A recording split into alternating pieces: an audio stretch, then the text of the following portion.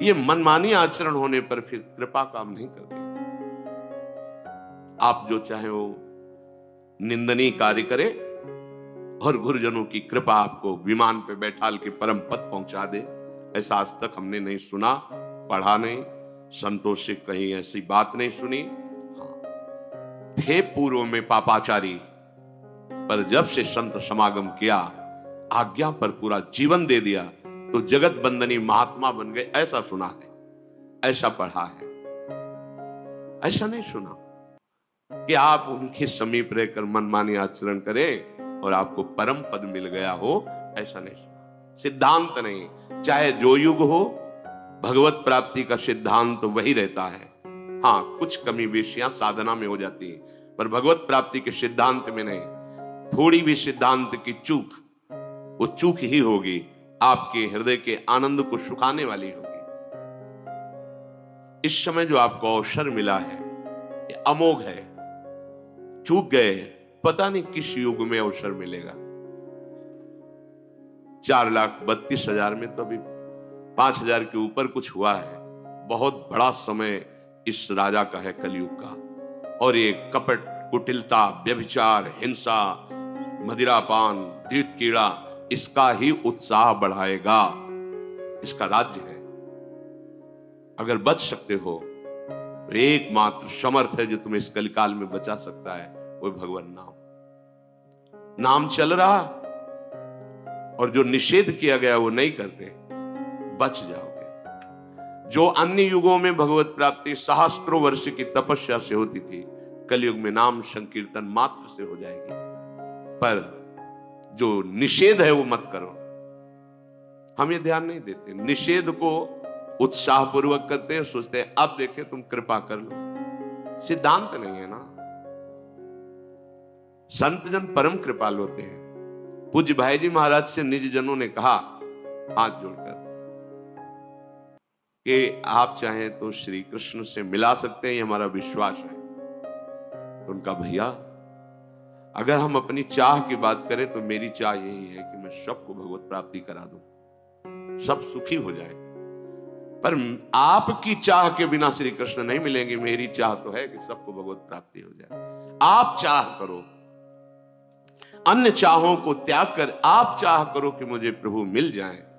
आपकी चाह और हमारी चाह जब मिल जाएगी तो बहुत जल्दी भगवत प्राप्ति हो जाएगी। पर आप चाह पैदा करने वाले सत्संग को रोज सुनते हैं, पर अपनी चाह का आप आदर देते हैं, भगवत प्राप्ति की चाह का नहीं। इसलिए कैसे संभाल सकते हैं, कैसे सुधार हो सकता है? आप इसे एक सांसारिक मनोरंजन समझते हैं, कैसे ऐसा हो सकता है? आप 4 बजे आके सत्संग में बैठते हैं, ये सांसारिक मनोरंजन कैसे हो सकता है? अगर आप इसे मनोरंजन नहीं समझते तो आप इसको धारण क्यों नहीं करते?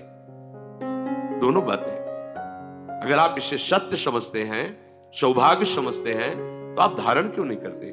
अगर धारण करते तो आपकी दुर्दशा नहीं होती। ये जो मन आपको वासनाओं में फंसा करके आपकी दुर्दशा करता है, ये नहीं कर सकता। बिना ही प्रयास होई भवभंगा। आपको प्रयास नहीं करना पड़ेगा। अगर सत्संग मिल रहा है तो बिना ही प्रयास होई भवभंगा। बिना अनुभव के थोड़ी लिखा गया ये अनुभव। बड़े बड़े व्रत से, नियमों से, तीर्थयाटन से, वेदाध्ययन से, धर्म कर्म से जो बात नहीं बनती वो सत्संग से बन जाती है। आपको सत्संग मिल रहा है, परिवर्तन नहीं, फिर हमारी बात समझ में नहीं आती। सत्संग मिले और उसका रंग न बदले तो बाहर का रंग बदल गया ये तो देख लिया, लेकिन अंदर का अहंकार, वासना में मन, ये मंत्र से बदलेगा, नाम से बदलेगा, विचार से बदलेगा। आप लगते नहीं। सहज में साक्षात्कार कराने की सामर्थ्य श्रीमद चतुराशी जी में है। निरखय जुगल किशोर, ध्यान में नहीं, ऐसे खुले नेत्र। कितने मिनट लगता है, कितना बड़ा लाभ। अगर आप रफ्तार से गायन करें तो 45 मिनट, थोड़ा मन घंटा, 1.25 घंटा, राग पूर्वक गान करें 1.25 घंटा, 24 घंटे में एक बार चतुरासी जी कर ली तो 84 लाख योनियों में जो जाने का कर्म बंधन था वो नष्ट हो गया। छुटी 84 भ्रमण थे। ये सब ऐसे महापुरुषों के वचन है कि भगवान अपना प्रण भूल सकते हैं, लेकिन इन प्रेम सिद्ध महापुरुषों के वचन नहीं। भीष्म जी के वचन के लिए अपने प्रण को तोड़ दिया। फिर ये तो महाप्रेमी जन है जो प्रियालाल की सहचरी भावना में सिद्ध होकर आठों पहर सेवा में है। एक बार चतुरासी जी का रोज गायन 84 लाख योनियों में आप नहीं फंसेंगे। छुट्टी 84 भ्रमंते निरखय जुगल किशोर। निरखय जुगल किशोर भोर और रैन न जाने, कब रात गई कब दिन गया इसका भी होश नहीं। तो फिर भोगों का चिंतन कैसे होगा, भ्रष्टाचरण कैसे होंगे। निरखय जुगल किशोर, सामने जुगल किशोर हैं तो हमारा विषय चिंतन बनेगा क्या? जब सामने विषय है तब उसका चिंतन हो रहा है। कितनी बड़ी सिद्ध वस्तु है। और नहीं, हमें भूख ही नहीं है जुगल किशोर की, इस भयावह संसार से मुक्त होने की भूख ही नहीं।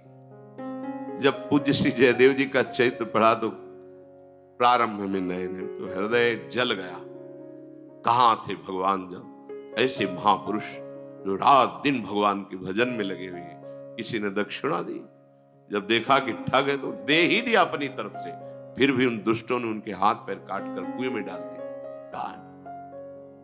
एक बार पूछा गुरुदेव भगवान से कि कुछ ऐसे चरित्र हैं जो सुनने के बाद हृदय हमारा जलता है और लगता है भगवान ऐसा क्यों किए, क्यों किए, क्या प्रारब्ध जब आपकी शरण में क्या। तो श्री जी की सेवा कर रहे थे महाराज जी, उनका देखो भजन करो और ये चिंतन छोड़ो।